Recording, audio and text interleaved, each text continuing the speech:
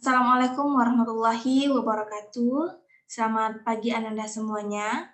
Baik, seperti yang udah Ibu sampaikan sebelumnya, bahwa Ibu akan menepati janji Ibu yang memberikan tambahan materi untuk persiapan UH dan ujian akhir semester 1 ini, yaitu tentang kegiatan ekonomi yang dilakukan oleh para pelaku ekonomi.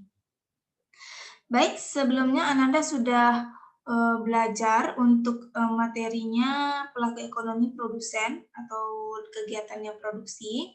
Namun ada beberapa materi yang sedikit masih belum terselesaikan dari materi itu sendiri.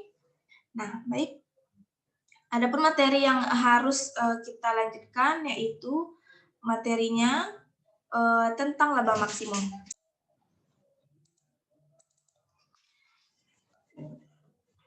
Baik, kelihatan papan tulisnya ya. Baik, Ibu akan menjelaskan tentang laba maksimum atau laba yang kita terima ketika kita melakukan menjual barang yang sudah kita produksi. Kemudian selisih dari penerimaan dengan biaya yang kita keluarkan untuk membuat barang itu disebut dengan laba.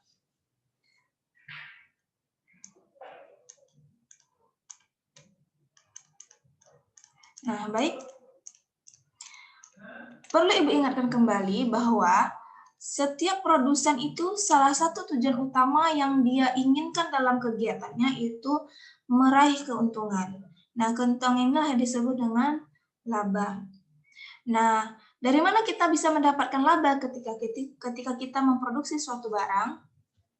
Kita perlu ingat bahwa ketika kita memproduksi barang itu, kita memerlukan biaya untuk membuat barang itu sendiri. Nah, kemudian kita tetapkan harga jualnya, yaitu price tadi, kemudian kita jualkanlah barang-barang yang sudah kita hasilkan itu. Maka, selisih dari harga jual kita, nah yang sudah dikalikan dengan jumlah barang itu, nah berarti total revenue ya, berarti selisih dari total revenue, kita kurangi dengan selisih biaya-biaya pembuatan barangnya. Nah, atau disebut juga dengan total cost. Maka untuk mencari ke laba dan rugi, nah mencari laba dan rugi, jadi sebenarnya rumus laba dan rugi ini sama. Untuk mengetahui laba atau rugi, kita bisa memperoleh dengan melihat nilai TR dikurang TC-nya. Nah, laba akan terjadi jika TR itu nilainya lebih besar daripada TC. Tetapi rugi akan terjadi apabila TR lebih kecil daripada TC. Maka untuk mengetahui nilai ini, maka kita perlu melihat selisihnya. Contoh, ketika kita memproduksi sebuah bakwan, biaya membuat satu bakwan itu adalah 500. Ya, biaya membuat bakwannya 500. Maka total biayanya atau total cost-nya adalah 500. Nah, perlu ingat ya, total biaya ini bersumber dari fixed cost-nya dan bersumber dari fixed cost-nya, variable cost-nya. Fixed cost dan variable cost. Nah, ini adalah biaya. Kemudian, Ananda tentukan bahwasannya harga jualnya adalah satu bakwan itu adalah 1.000. Maka 1.000 satu unit bakwan dikalikan dengan harga jualnya, maka penerimaan Ananda adalah sebesar 1.000 rupiah misalnya gitu. Maka apakah perusahaan ini mendapatkan laba atau rugi? Kita tengok dulu. Nah, untuk melihatnya kan harus cari tahu TR kurang TC. Nah, jika TR-nya 1.000, TC-nya adalah 500, maka besar, artinya kondisi ini TR lebih besar daripada TC sebesar 500, maka dia laba 500. Nah, begitu.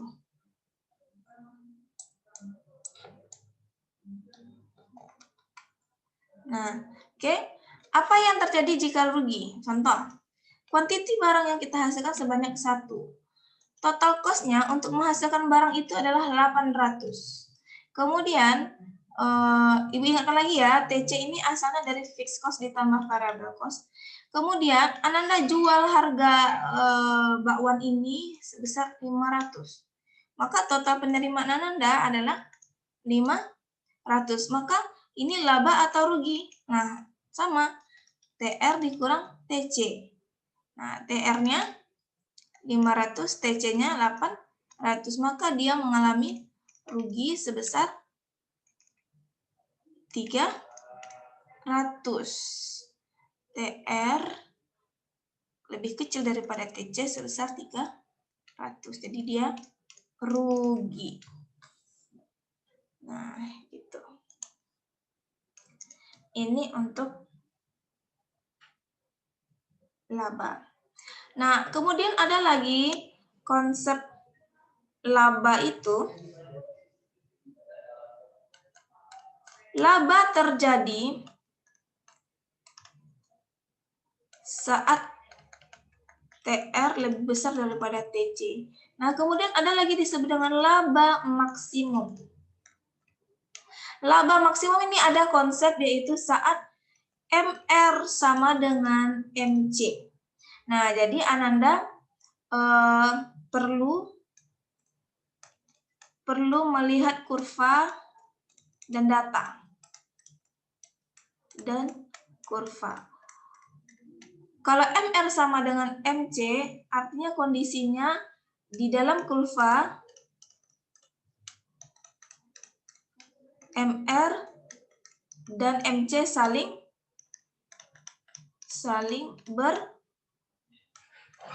berpotongan. Nah, ya, laba maksimum itu terjadi saat MR sama dengan MC. Atau kalau kita mau hitungkan MR kurang MC-nya, nilainya akan 0.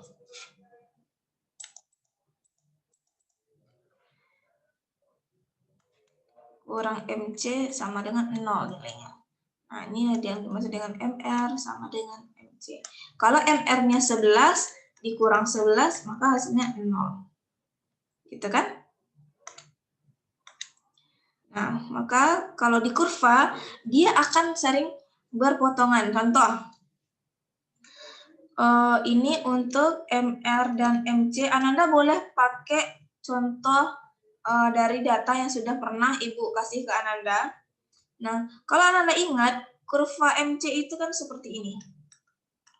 Nah, kurva MR itu seperti ini. Nah, pada titik ini kan namanya berpotongan. Ini kuantiti ya. Berpotongan. Nah, berpotongan ini adalah kondisi saat terjadinya laba maksimum. Nanti coba ya pakai data yang Ananda, nanti Ibu share juga datanya. Oke, bisa difahami ya.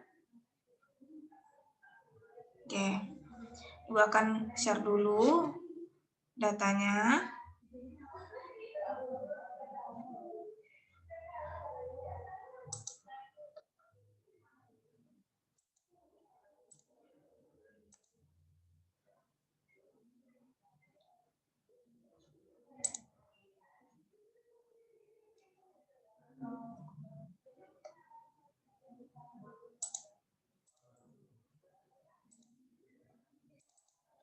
Nah, baik, Ananda bisa lihat ini. Nah, di mana kondisi terjadi laba maksimum? Nih kalau ada datanya kayak gini contoh. Kuantitasnya sekian, harganya sekian, kemudian TR-nya sekian. Ini TR ini kan dari kuantitas dikali harga. 2 kali 20, 40. 3 kali 19, 57. Kemudian ada TC-nya. TC ini data dari perusahaan. Kemudian TR kurang TC ini namanya laba. Ya, TR kurang TC ini namanya laba. Average TC berarti rata-rata dari TC. MR berarti marginal dari TR ini. Setiap pertambahan satu kuantiti berapa marginalnya. Kemudian MC berarti marginal dari cost ini, biaya setiap pertambahan satu, kalau TC satu input ya, berapa. Kemudian ini dia marginalnya. Coba Anda perhatikan, laba maksimum terjadi saat kapan nih? Lihat, dari labanya semua, 27 yang paling tinggi. Berarti ini namanya laba maksimum. Nah, dari laba maksimum kita lihat juga, ternyata saat laba maksimum terjadi, kondisi MR dan MC itu sama nilainya, sama-sama 11. Nah, coba kalau Anda ingin membuktikan kurvanya, dari data ini Anda bikinkan kurva TR, TC, ATC, MR, dan MC-nya. Pasti akan ketemu data seperti yang Ibu contohkan tadi di kurva. Itu. Ya. Ini sumber bukunya adalah sumber buku ekonomi kelas 10 dari Pak Alam S. Jadi kalau Anda mau beli, boleh. Tapi nanti kita di sekolah juga ada buku. Oke, mungkin sekian untuk materi tambahan dari pelaku ekonomi produsen dengan kegiatan yang produksi. Nanti akan Ibu sambung lagi dengan materinya distribusi. Ya, karena kan berhubung kita via YouTube, nanti bisa Ibu sambung dengan langsung distribusi saja. Kalau kemarin tatap muka, Ibu sudah pernah bilang kita akan loncat dulu ke konsumsi, karena konsumsi cukup banyak materinya. Tapi berhubung ini Ibu bikinkan YouTube-nya, maka kita langsung saja sesuai dengan prosedur, yaitu kegiatan ekonomi distribusi yang dilakukan oleh distributor. Oke, mungkin sekian ya untuk yang ini. Terima kasih atas perhatiannya. Selalu semangat belajar. Ibu akhiri. Assalamualaikum warahmatullahi wabarakatuh.